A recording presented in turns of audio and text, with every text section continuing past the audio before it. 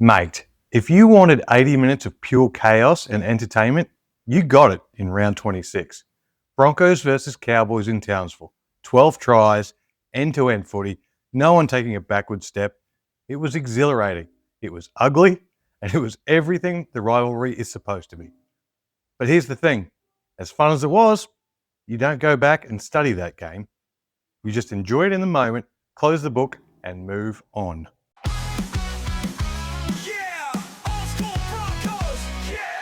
Welcome back to the Old School Broncos podcast, where we dive into the big picture of what's happening with our team, the club we love, and the game itself.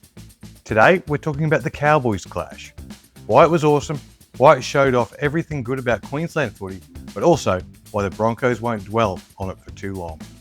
There's something about the matchup that always feels different. Broncos versus Cowboys is not about wrestling in the ruck or set completions. It's not about strangling the opposition. It's all about Queensland footy. It's fast, it's dry, it's played in either Brisbane or Townsville, two places where the weather encourages that free-flowing, end-to-end style.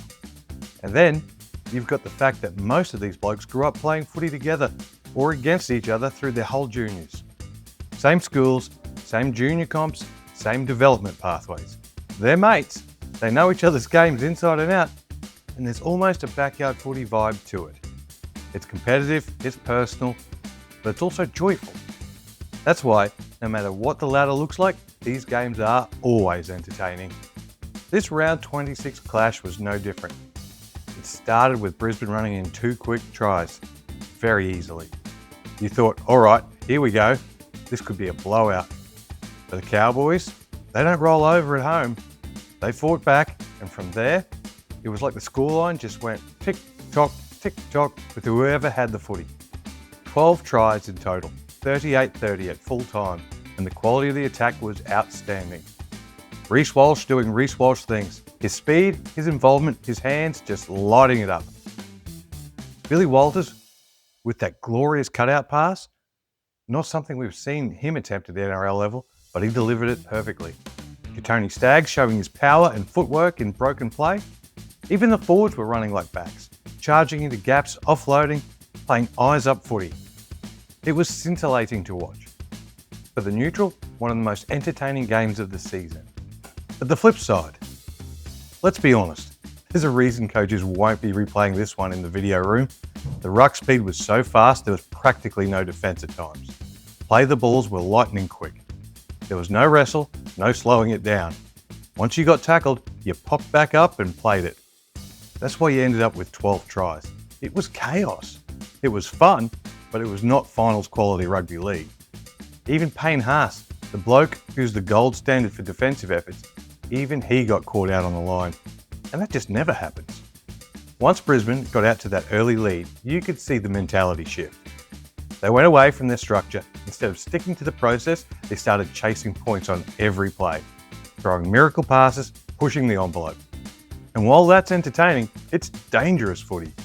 It's the sort of stuff that'll bite you in September if you try it against the Raiders, Panthers or the Storm. The silver lining is that they pulled it back together when they needed to. They steadied it enough to close it out and get the win. And for a team that's had a reshuffle in its spine due to injuries, that's a positive, because it showed they could still score points even with a new combination. And here's the truth. Games like this are not the ones you review hard when you're the coach. They're not finals templates. They're just wild, entertaining contests that you enjoy in the moment. Madge isn't about this kind of footy, and this game will have been a hard one for him. You could see that with the halftime spray he gave. Madge is about finals footy. Defence, composure, and grinding the opposition down. This game was none of that. It was a shootout, a Queensland derby at its chaotic best. So I reckon the coaches will do the bare minimum in review. Maybe clip a few highlights, note a few defensive lapses, and then shut the book. File it away as, we got the win, move on. That doesn't mean nothing good came from it. If anything, there are some positives. Confidence in attack. The Broncos know they can pile on points if needed. New spine gelling. With injuries forcing changes, you want to see combinations work, and they did that at times. Resilience.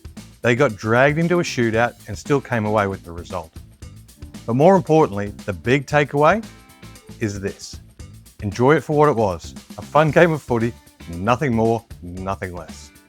So why was the Cowboys game awesome, but one we don't look back at?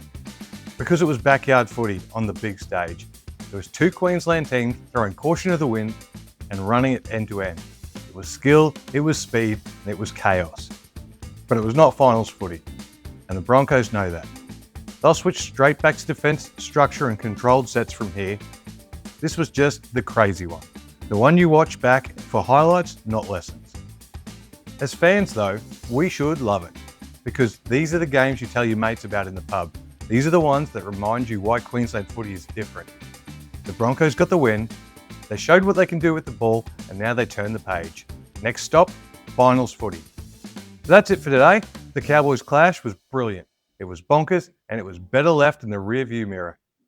We don't overanalyze it, we just smile, remember the highlights, and look forward to the real test in September. Thanks for tuning in, legends. If you're loving these deep dives, make sure you like, subscribe, and share with your Broncos mates. This is where we talk footy the way fans should, with a smile and a bit of perspective. This is the Old School Broncos podcast. Let's go, Broncos.